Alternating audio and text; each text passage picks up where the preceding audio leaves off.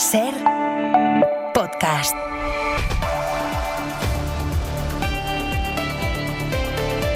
El PSOE mantiene el apoyo al expresidente del gobierno, José Luis Rodríguez Zapatero, que hoy ha dado la primera entrevista tras su imputación. Entrevista con Javier Ruiz, en la que el expresidente ha seguido sin aclarar algunas cuestiones. La principal, de dónde salieron las joyas valoradas en más de 1 millón de euros que la policía le encontró en la caja fuerte de su despacho. Zapatero no ha aclarado nada sobre esto. Lo que sí ha hecho es insistir en que no intervino de ninguna forma en el rescate de Plus Ultra, pese a lo que declaró ante el juez hace 2 días su amigo Julio Martínez, quien aseguró que Zapatero marcaba los pasos a seguir en las gestiones que desembocaron en la concesión del préstamo a la aerolínea. Ante esto, Zapatero... ¿Ha traficado usted con favores políticos? Jamás, absolutamente. Y este procedimiento que va de eso, pues se va a acreditar, porque nadie va a poder decir que hice ninguna sola influencia, ni siquiera que hablé con nadie, ni de la SEPI, ni del gobierno, para el rescate de Plus Ultra. Eso es así, va a ser así, y por tanto tengo una convicción absoluta en mi inocencia. Ahora lo vamos a desarrollar, pero antes... Varios incendios forestales arden ahora mismo en las provincias de Ávila, en Toledo, en Madrid. Por ahí empezamos porque acaba de ordenarse la evacuación del municipio madrileño de Aldea del Fresno, donde viven 3.500 personas. Alejandro Becerra, buenas tardes. ¿Qué tal, Pablo? Buenas tardes. Sí, precisamente preocupa esa simultaneidad de fuegos en comunidades limítrofes. Todos estos fuegos están a poca distancia entre sí, con poblaciones en medio. Lo último es esa evacuación de la localidad madrileña de Aldea del Fresno hacia Villamanta por un incendio desatado esta tarde.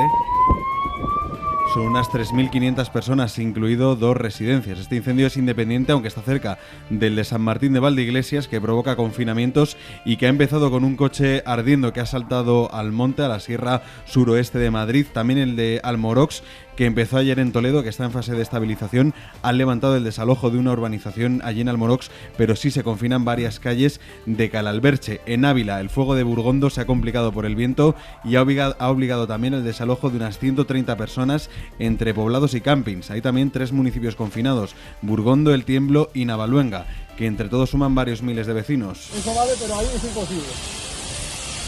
Será el trabajo de la Unidad Militar de Emergencias desplegada en la zona para intentar contener las llamas. Es un incendio que ha avanzado muy rápido y difícil de atacar por la orografía. Pues lo vamos a seguir muy de cerca, muy de cerca. Todo esto en una jornada de calor asfixiante en casi todo el país. Nuria Sero, buenas tardes. Hola, muy buenas tardes. Hoy el calor es extremo en el sudeste peninsular. Se han superado los 45 grados tanto en Cieza, la región de Murcia, como también en Villena, en Alicante. Aquí también tenemos que hablar de tormentas fuertes. En Murcia, el chaparrón ha hecho que la temperatura bajara de los 44 a los 32 grados y la racha de viento ha superado los 80 kilómetros por hora. Mañana bajan las temperaturas, aún así sigue el calor intenso, especialmente en el este peninsular y Baleares, y atención que sigue el calor extremo en Almería. Está activado el aviso rojo en el Valle de la Almanzora y Los Vélez en Almería. Mañana el día empezará tranquilo, aunque por la mañana ya tendremos algunas precipitaciones en Galicia. Será por la tarde cuando habrá las tormentas tanto en Galicia, Principado de Asturias, como en buena parte del este peninsular. Mañana seguirán soplando los alisios con rachas fuertes en Canarias.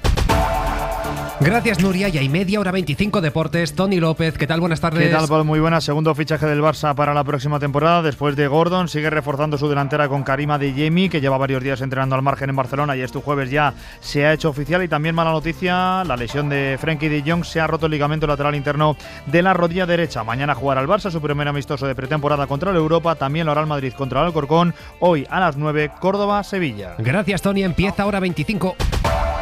Y vamos ya con los detalles de esa entrevista del expresidente del gobierno 2 meses después de que lo imputaran. Aquel día Zapatero prometió explicaciones rápidas y, hombre, rápidas no han sido. Ha pasado más tiempo del previsto y en algunas cosas el expresidente se ha explicado y en otras hay que decir que no. Pero vamos a empezar por lo primero, por las que sí. Guillermo Lerma, jefe de Nacional de la SER. ¿Qué tal? Buenas tardes. ¿Qué tal, Pablo? Buenas tardes. Zapatero ha repetido una y otra vez que él no ha cobrado por influir en el rescate de Plus Ultra y él insiste en que era un consultor externo que cobraba por informes. Sí, ha vuelto a defender, como ya hizo ante el juez, que toda su actividad profesional era legal. Asegura que puede acreditarlo, pero que lo hará cuando, según su estrategia de defensa, lo considere oportuno. Aunque eso sí, ha querido dejar claro en varias ocasiones que es quien acusa quien debe demostrar la culpabilidad. Es que quien insinúa, acusa, tiene que probarlo. Y además asumir la responsabilidad de que si no es cierto, la responsabilidad que tenga. Zapatero ha repetido en la entrevista prácticamente la misma declaración que hizo hace un mes en la Audiencia Nacional, aunque su situación judicial es hoy bien diferente. El expresidente tiene en contra de su versión la de los investigadores y la de los directivos de Plusultra, también la de su amigo y dueño de Análisis Relevante, Julio Martínez, contra el que hoy tampoco ha querido cargar. Mire, yo no voy a entrar en la estrategia de defensa de Julio Martínez. Es una amistad de hace años y hay que separarlo de lo que es un proceso judicial, donde él está como investigado, yo también, y cada uno tenemos nuestra estrategia de defensa. El expresidente solo ha reconocido una gestión, la llamada al directivo del Santander para que recibiese a un alto cargo de Plusultra, algo que dijo en sede judicial. Lo hizo por petición de Julio Martínez y a lo que ha restado importancia. Dice que lo hace de manera habitual. Es que Zapatero ha sido taxativo en lo que tiene que ver con este rescate de Plusultra, por ejemplo. Ha negado que él avisara a Julio Martínez de que el rescate se iba a conceder antes de que se hiciera efectivo, como dijo su amigo o anterior amigo. Según Zapatero, él no avisó a nadie de nada. Niego totalmente. Yo no sabía lo que iba a hacer el Consejo de la SEPI. No conozco a nadie de aquel Consejo de la SEPI. Obviamente la tramitación fue de la propia SEPI y luego la aprobación del Consejo de Ministros. No intervine en nada de la tramitación. No lo supe. Y por tanto, pues esa es la verdad.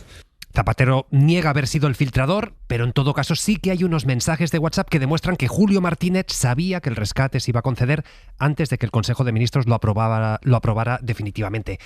En Hoy por Hoy, de hecho, la vicepresidenta Sara Agesen, que formaba parte del Consejo Gestor de la SEPI, el que concedía esas ayudas, le ha reconocido a Pedro Blanco que esa información jamás se debería haber filtrado. Esto no debió ni nunca debió ocurrir. La información tenía que quedar centrada no solo en el Consejo Gestor, sino en los equipos de la SEPI sin ningún tipo de filtraciones. Esto nunca debió ocurrir.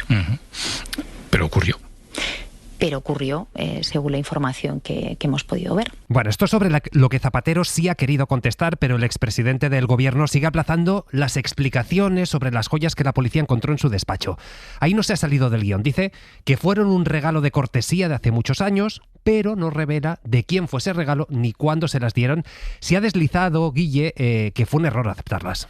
Sí, por primera vez ha admitido que quizás fue un error aceptarlas. Ha dicho Zapatero que ese código de conducta que aprobó cuando era presidente del gobierno puede entrar en contradicción con su comportamiento, pero en cualquier caso, en lo que ha puesto el énfasis el expresidente es en que ese regalo de cortesía personal, cuyo origen por ahora se niega a desvelar, no tenía ni afán recaudatorio, ni siquiera sabía, dice el expresidente, el valor real. De hecho, contradice la versión del juez. Dice que presentará una prueba para demostrar que el valor real es más bajo del que sostiene la Audiencia Nacional. Es que ni afán patrimonial, ni uso y destino, ni podíamos imaginar ese valor. Estaban ahí y nada más. Y fueron fruto de un regalo personal de hace mucho tiempo. Se ha negado el expresidente a desvelar el origen de esas joyas, algo clave junto con la fecha para determinar si hay o no una comisión de un delito en este momento. Sí que ha admitido, como decías, Pablo, la posibilidad de que fuese un error aceptarlas. No voy a decir que obviamente, como tantas cosas pasan en la vida, cuando la historia sucede y repasas, pues evidentemente seguramente hubiera tomado otra decisión en ese momento, ¿no? ¿Fue un error aceptarlas? Puede ser. Puede ser, ha dicho el expresidente a esa pregunta directa de Javier Ruiz. Pues Guillermo Lerma, gracias. Hasta luego. Hay que decir que los socialistas se encomendaban con fe a este momento, al momento en el que Zapatero se explicara públicamente. Ellos esperaran que pudiera aclarar todas las sombras de su imputación. Y aunque no las ha disipado todas, no ha disipado todas las dudas, por lo menos de momento, tanto en la Moncloa como en el PSOE cierran filas en torno al expresidente, que hoy les ha agradecido el apoyo. Eso sí, hay que decir que los socios de gobierno ven este vaso de Zapatero más bien vacío. Josué Coello, buenas tardes. ¿Qué tal, Pablo? Buenas tardes. Sí, aquí en el Congreso, a pesar del larguísimo pleno que todavía sigue en marcha, no se ha hablado de otra cosa que no sea de Zapatero y de su entrevista. Fuentes de Moncloa reiteran que las explicaciones del expresidente les sirven para creer en su palabra y seguirán respetando sus tiempos. Niegan además que esta entrevista en Televisión Española haya sido una estrategia pactada con Moncloa. Misma idea que defienden en el PSOE. Montse Mínguez es su portavoz parlamentaria. Seguimos manteniendo la confianza en el presidente Zapatero, confiamos en la justicia y cada cosa tiene su momento, tiene sus tiempo judicial, tiempo mediático, tiempo político y nuestra confianza sigue estando plena en el presidente Zapatero. Obviamente en el PP no piensan igual y tachan de tomadura de pelo las explicaciones de Zapatero. Creen que no ha aportado nada, ligan su futuro judicial al futuro político de Sánchez y Feijóo habla del cobro de comisiones. Los ciudadanos le creen ya mucho menos de lo que le creían y ya era poco después de que hemos conocido ya hace semanas que el señor Zapatero ha cobrado una comisión muy importante, que sus hijas han cobrado otra y que además el instrumento que ha utilizado para poder cobrarlas, lo ha dicho delante de los jueces y lo ha declarado delante de los jueces. Zapatero ha puesto de acuerdo al PP con los socios del gobierno porque estos últimos han sido también muy críticos con las explicaciones dadas. Tanto Maribel Vaquero, PNV, como Gabriel Rufián creen que no ha aportado nada. Bueno, pues de sí no ha dado mucho, la verdad, porque sabemos lo mismo que sabíamos ayer. Esas las acusaciones policiales de las que es objeto Zapatero, no ha aclarado nada en torno a ellas, por lo tanto seguimos en la misma situación que antes de la entrevista y bueno, tendremos que esperar a lo que se produce en juicio. No soy objetivo, como todos ustedes saben, tengo una relación muy buena con Zapatero, ha ayudado mucho, pero sí que es cierto que creo que tiene pocas explicaciones o cero explicaciones para según qué cosas. A punto de terminar, Pablo, el último pleno del curso político, donde el gobierno sacará adelante varias iniciativas, pero donde hoy el protagonismo ha estado centrado en José Luis Rodríguez Zapatero. Gracias, Josu. Y escuchen esto, el juez Peinado lleva una semana reteniendo el pasaporte de Begoña Gómez y de su asistente Cristina Álvarez, pese a que la Audiencia Provincial de Madrid anuló su decisión de quitárselos. Insistimos, ha pasado una semana y todavía no se los ha dado Pedro Jiménez. Begoña Gómez y Cristina Álvarez no han recuperado el pasaporte que le requisó Peinado al entender que existía riesgo de fuga. El juez llegó a afirmar que no se fiaba de los policías nacionales que escoltan a la mujer del presidente porque podían ayudarla a fugarse. La Audiencia de Madrid ordenó hace una semana el levantamiento de esta medida cautelar, que se les devolvieran los pasaportes. Sin embargo, el juez dice que si lo quieren, vayan a buscarlo ellas personalmente al juzgado. La defensa de la asesora ya ha presentado un recurso en el que asegura que Peinado restringe el derecho fundamental a la libre circulación sin título que lo permita, lo cual, realizado a sabiendas, es de extrema gravedad. Le recuerda que este trámite es prácticamente automático una vez que lo ha decidido la Audiencia de Madrid y que no es una competencia del juez, sino de la oficina judicial. Y este dato es alucinante. Las llamadas al 016, que es el número de atención a las víctimas de violencia machista, se dispararon un 120% en las horas posteriores a que España ganara el Mundial. Llevamos días preguntándonos por qué está habiendo una concatenación de casos de violencia machista y había expertos que nos decían: ojo con el tema del Mundial, que en otros países esto está muy estudiado. Dicen que también influye en el aumento de agresiones machistas. Pues bien, hoy ha adelantado el país que efectivamente, después de que España le ganara a Argentina, aumentaron una barbaridad estas llamadas al 016. Mariola Lourido. ¿Qué tal? Buenas tardes. Aquí en Nueva York son por tanto las 11 en punto de la noche en el territorio nacional español. Estamos narrando un carrusel. Desde las 11 de la noche del domingo, antes incluso del gol de Ferran, y hasta las 7 de la mañana del lunes, el 016 no paró de sonar. Las llamadas al teléfono de ayuda a las mujeres maltratadas aumentaron un 120%. El incremento fue extraordinario en el correo, un 1000% más de emails, y hubo repuntes importantes también en el chat y en el WhatsApp, en todos los canales. Son datos que corroboran la tesis adelantada esta semana en la cadena SER por el experto Miguel Lorente, que relacionó la concentración de asesinatos machistas del lunes con el Mundial de Fútbol. Después de una victoria del equipo del agresor, el riesgo de violencia aumenta un 26% y cuando hay una derrota más, un 38%. Aludía a estudios internacionales como los del Reino Unido. Aquí en España todavía no se ha analizado este riesgo. ONU Mujeres y UNICEF también calculan que las llamadas de emergencia machista se disparan un 30% durante estos grandes eventos deportivos.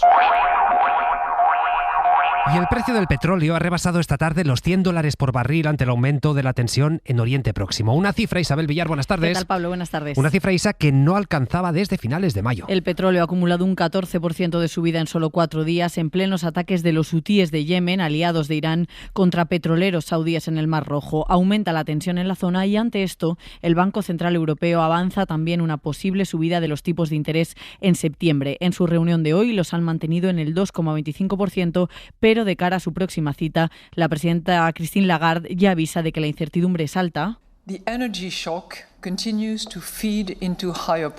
el shock energético continúa alimentando los precios altos y que el efecto completo de ese shock está todavía por ver. Bueno, Lagarde lo llama shock energético, Muchos la llamamos crisis energética, pero no creo que entre esos muchos estén algunas empresas del sector, sino todo lo contrario. Escuchen esto. Repsol ha triplicado su beneficio en el primer semestre de este año. Es decir, la petrolera ha ganado en estos 6 meses más de lo que ganó en todo el año pasado. Un beneficio neto de más de 2.200 millones de euros, Ira Valdés. Las tensiones de suministro energético y el alza de los precios han llevado a Repsol a ganar más que nunca en estos primeros 6 meses del año, algo más de 2.200 millones de euros, lo que supone un incremento de un 265% con respecto al mismo periodo del año pasado. Un resultado al que ha contribuido, por una parte, la revalorización de sus reservas de petróleo, que ahora valen 800 millones más, pero sobre todo el aumento de su actividad industrial con las plantas operando a plena capacidad y el incremento del margen de refino, los beneficios que obtiene del proceso por el cual transforma el crudo en carburantes. Hace un año ese margen no llegaba a los $6 el barril, pero en este segundo trimestre Repsol's refining margin indicator averaged $14 per barrel. Se ha más que duplicado hasta los $14, tal y como ha informado el consejero delegado de la compañía, Josu Jon Imaz, que ha apuntado que esos márgenes seguirán siendo elevados no solo este año, sino probablemente también el próximo. Pues en economía, pero en economía de bolsillo. En España, en el barrio de La Latina, en Madrid, atención, se ha plantado contra el desahucio de Paquita, que es una mujer de 82 años que vive en la misma casa desde hace 28 y a la que la promotora dueña del edificio en el que vive quiere echar de ahí. Hace unas semanas le notificaron que debía abandonar la vivienda y hoy decenas de vecinos de su barrio se han concentrado ante su puerta para impedir el desahucio. Bueno, por ahora ha quedado aplazado a la espera de un informe que verifique su condición de vulnerabilidad y que ha pedido al ayuntamiento. Ella tiene Parkinson, entre otros problemas de salud, pero se enfrenta a quedarse en la calle con su hijo. Con ella han hablado en La Ventana, con Paquita. Es que toda una vida en el barrio, toda una vida. Deja aquí toda tu vida y te vas con unos muebles diferentes. ¿Qué haces? ¿Los tiras? ¿Qué haces? ¿Dónde los metes? Esa es la realidad, porque es que aquí está 28 años, que no es decir 2 días. Es que es terrible, ¿eh? Ha dicho que está dispuesta a pagar más de lo que ya paga, más de 1.000 euros al mes, pero que no quiere irse de ese piso donde lleva casi 3 décadas.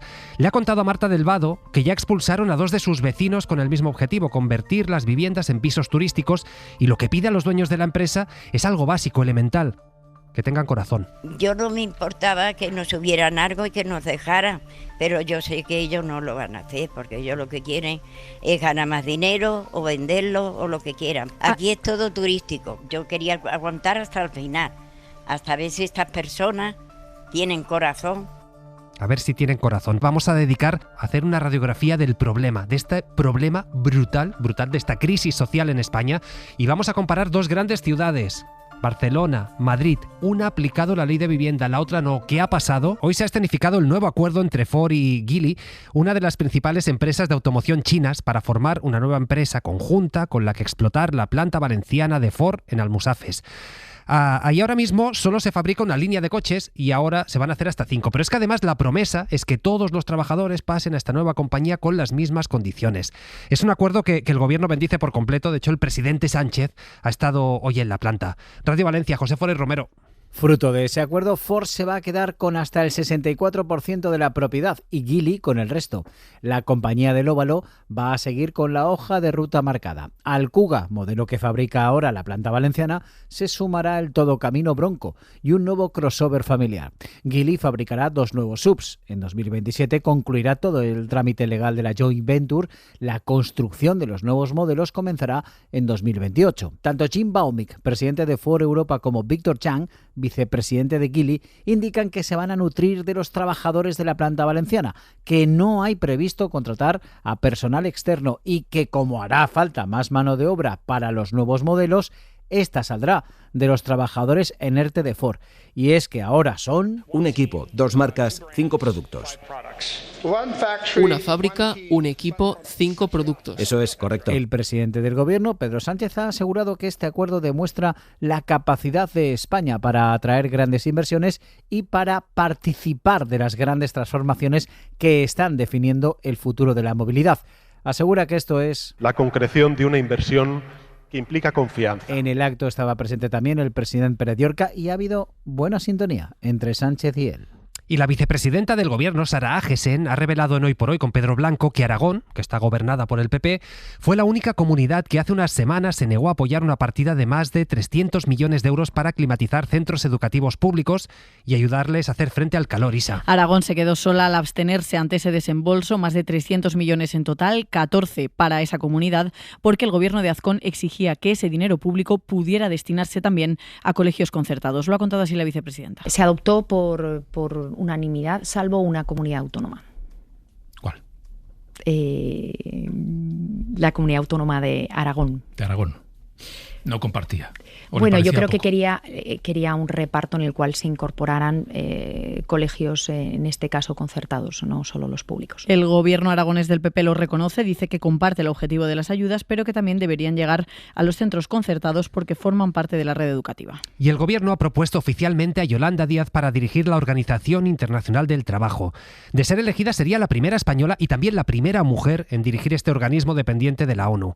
La elección es en el mes de noviembre y, insistimos, si sale elegida no tomaría posesión hasta el año siguiente. Ha sido Pedro Sánchez, sí, el que ha anunciado la candidatura de Díaz. Dice de ella que ha demostrado con políticas y resultados su compromiso con los derechos laborales y el diálogo social. La vicepresidenta también en redes sociales ha escrito que es un orgullo y una responsabilidad representar con esa candidatura a España, a Europa, al sur global y a toda la comunidad internacional. Al PP, a los patriotas del PP no les ha gustado. Ha dicho Alicia García que su único mérito ha sido estar 8 años calladita mientras el sanchismo se hundía. Pero es que antiguos socios, como Podemos, como Ione Belarra, parece que tampoco lo ha sentado bien.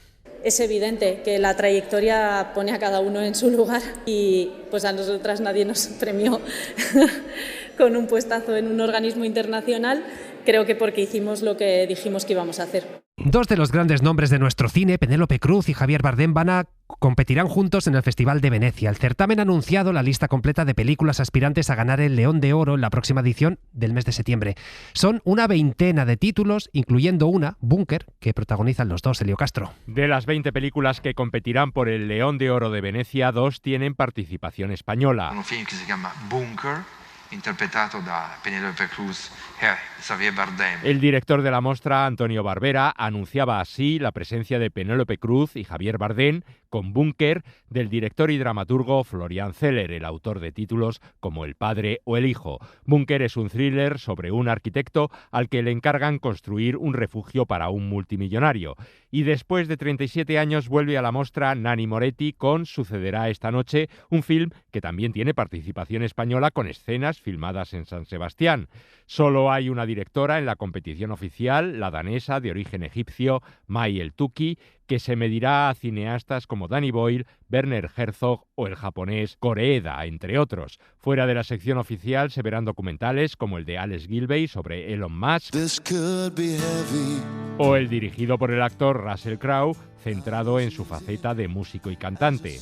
La 83 edición de la Mostra de Venecia comenzará el próximo 2 de septiembre y entregará sus premios de honor a George Clooney y a la actriz de 92 años, Ellen Burstyn.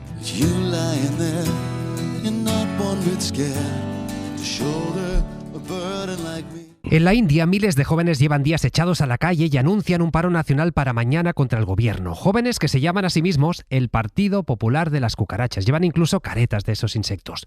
¿Por qué? Pues porque cuando empezaron a movilizarse por redes sociales, el presidente del Supremo indio dijo que eran eso, cucarachas y parásitos que usaban las redes para atacar al sistema. Eso fue la chispa de una movilización que no deja de crecer y que clama, entre otras cosas, contra la corrupción y el nepotismo. Corresponsal de la SER en Asia, Adrián Foncillas. Ha prometido Modi juicios rápidos para los funcionarios acusados de corrupción en su intento más rotundo hasta ahora para sofocar la crisis más seria que afronta desde que llegó al poder en 2014.